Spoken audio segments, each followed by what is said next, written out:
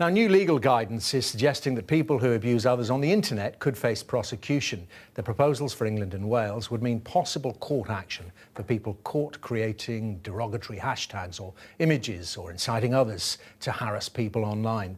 The Director of Public Prosecution says the aim is to treat the offences just as if they occurred offline. Our technology correspondent Tom Cheshire reports. You're not very pretty, are you? Sadly, looks like you have your mother's looks, which is a shame, as she is a dog too.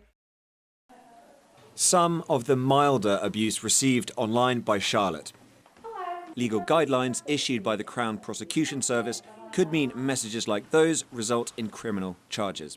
My confidence was so low, like I hardly spoke to anyone ever, didn't have any friends, thought I was worthless. And it had a huge impact on my family too, because I'd be coming home from school crying every day, and no one wants to see their family members like that.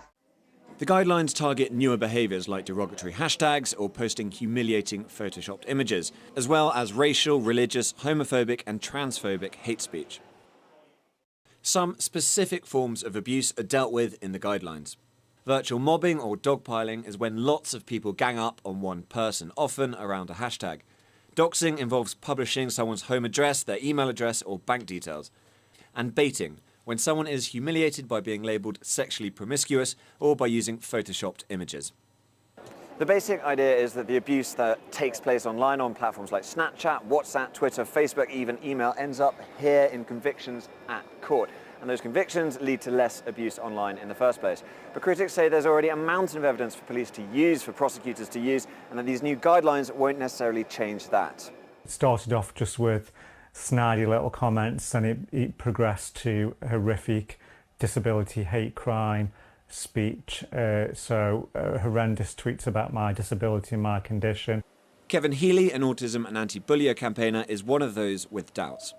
Sadly, I have no confidence reading the CPS guidelines which have been issued out today, basically because, 5 years down the line, none of my trolls have been caught or jailed. So, it looks good on paper, but in reality, I don't think, it would lead to any prosecution, certainly not to my trolls. As the law stands now, online speech becomes illegal when it's grossly offensive. How that bumps up against freedom of speech will also become a question for prosecutors and the courts. Tom Cheshire, Sky News.